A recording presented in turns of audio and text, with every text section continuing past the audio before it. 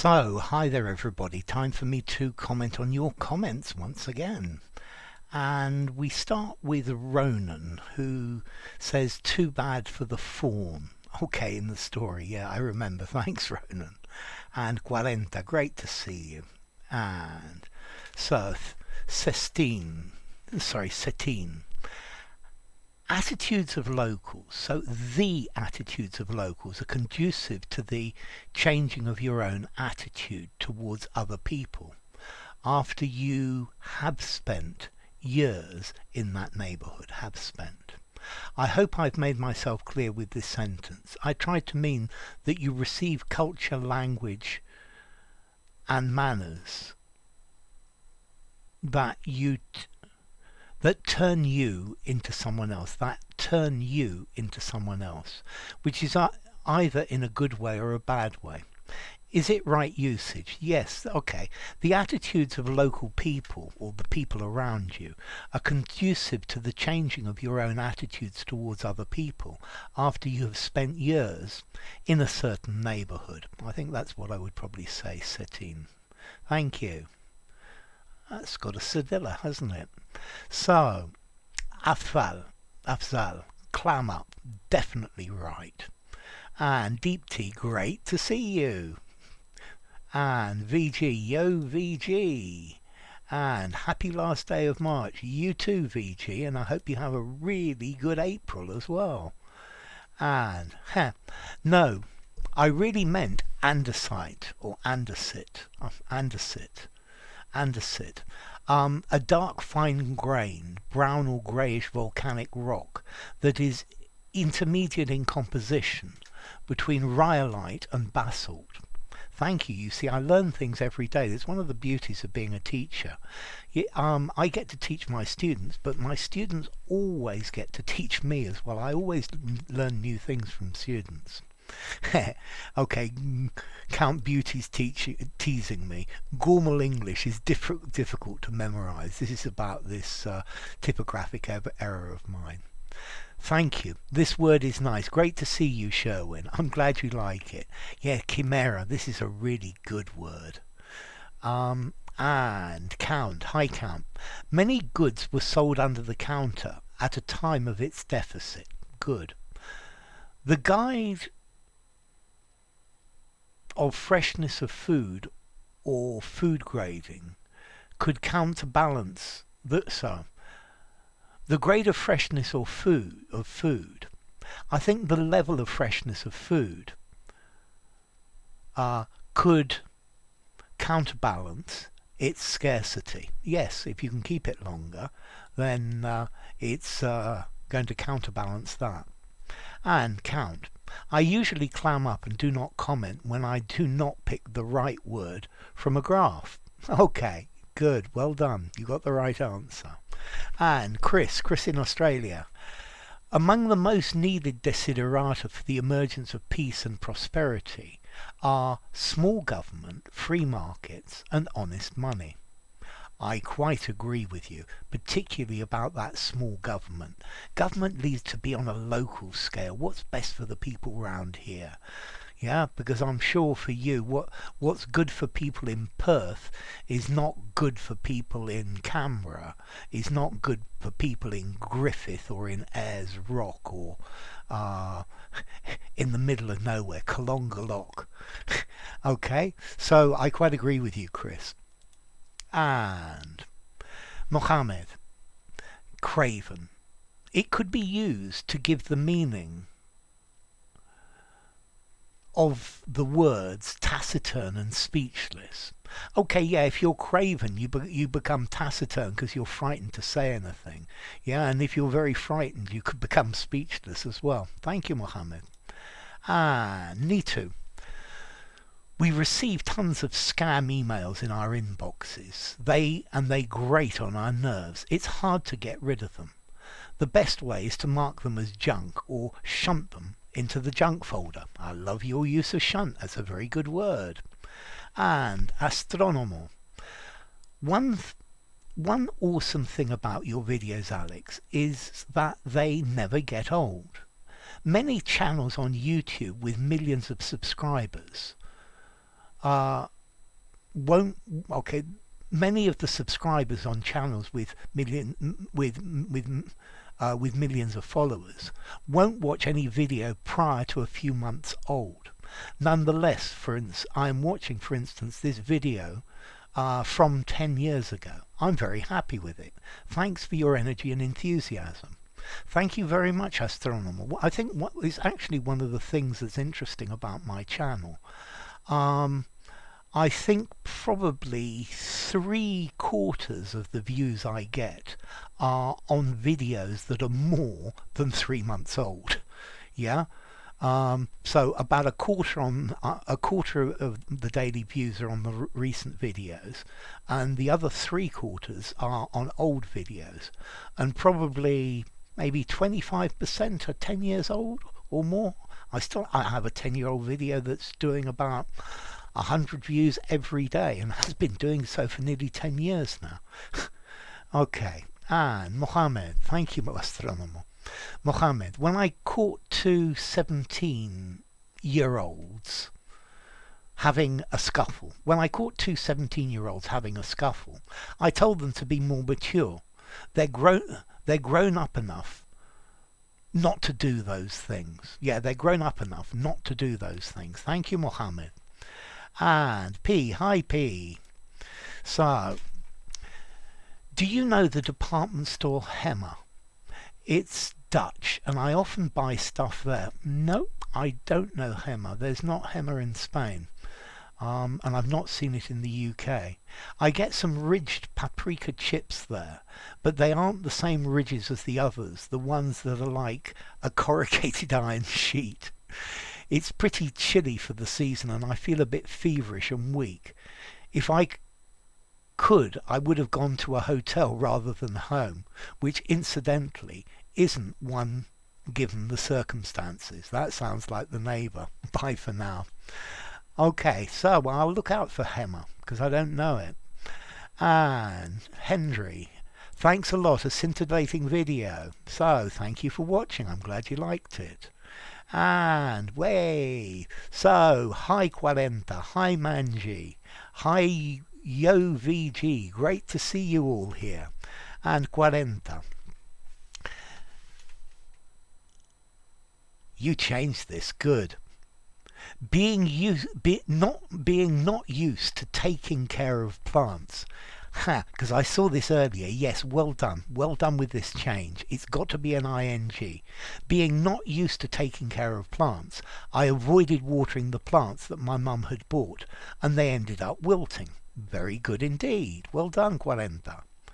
When going on a trip, make sure you request that your neighbours water your plants, or they're going to wilt. So, yes, request to do. No, I request that he do. That's a present subjunctive. I request that he be here at 5 o'clock. Again, a subjunctive. Yeah? So request that plus subject and a present subjunctive. Okay, so notice the different structure, Quarenta. And Aditi, great to see you, Aditi. Children need a wholesome environment to develop mentally and physically. If not, they will wilt sooner or later. Very good. Apposite. I like that word, apposite. Very appropriate, Aditi. I love it. And Advanced English, hi, great to have you. Eating, am I now? Would it be correct if my intention is to catch someone's attention by emphasizing the verb, putting it first in the sentence? Okay, eating am I now? You could do that. This is what's called fronting. And Advance, if you look at the video I've got with fronting, it'll show you a little bit more of this. You can use the inversion as well, which makes it even more literary. You might say eating, I am now. It's certainly correct. It's very literary. It's Maybe a bit formal and a bit unusual, but it works. Eating, am I now? Or eating, I am now. You could do that in both ways. The inversion is voluntary. And 40. Watering thousands of plants to thwart them from wilted my energy, but some green vegetables were enough to invigorate me. Very good. And, my pleasure, VG. Yo, VG. Are wilt and wither synonyms?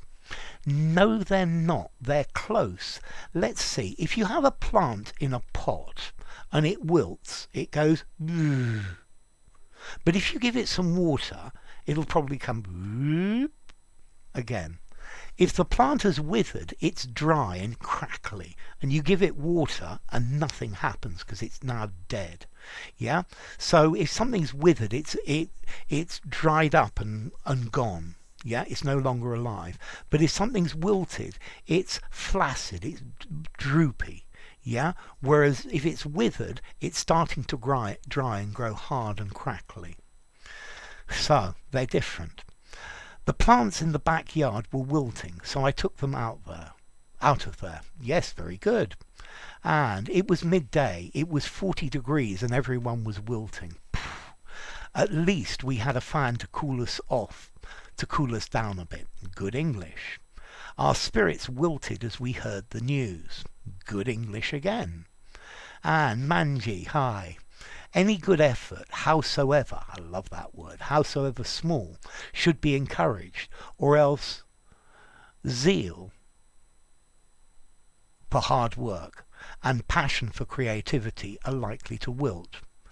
Okay, very good indeed, yes, or else zeal for hard work and passion for creativity are likely to wilt. Good example, well done, Manji. Wilt the maple leaves in a skillet for 7 minutes. Oh, this sounds an interesting recipe. And thou wilt go with me, right? Okay, very old-fashioned, very Shakespearean. Ye olde worldy. So, while you're wilting the vegetables, the plants in the garden are also wilting. They need watering. Very good. Will and wilt the carrots? No, thou wilt do it. Very good indeed. Will and wilt the carrots? No, thou wilt do it. I love it. And feelings wilted from lack of bravery. That works as well done, Sherwin. Thank you. Time in the West has wilted. Ooh, this is quite deep. Yeah, we have a very different view of time to the view of time in the Far East. Very definitely. I like that, Sherwin. And, Count. Hi, Count. Good to see you. If you want flowers in a vase to last longer, put a bit of sugar into the water. I remember a florist told me that. Allegedly, it prevents flowers from early wilting. I've heard the same thing, Count. So, yes, and good example. Well done. Aditi. The size of the book intimidated me at the beginning and somehow wilted me, but I managed to drum up enthusiasm, I like that, and soon found myself lost in a world of magic and drama. So, A's and these are your weakness, Aditi. And wilt, is it both transitive and intransitive? The sun wilted the vegetables, transitive, the vegetables wilted. Intransitive. Yeah, very good. Yes, it's both transitive and intransitive, can go both ways, vibes, and it's good to see you. So let me just refresh this and we'll see what we get. So any second now. Here we are. And yeah, we've only been going a few minutes, but okay. Polyglot. Hi, Polyglot. In the scorching summer, the rose's petals dry up and they quickly begin to wilt. And then after that, they wither. Okay, city that we love. Where did buckle down begin? I've heard it said that way as well, living in the US and Canada.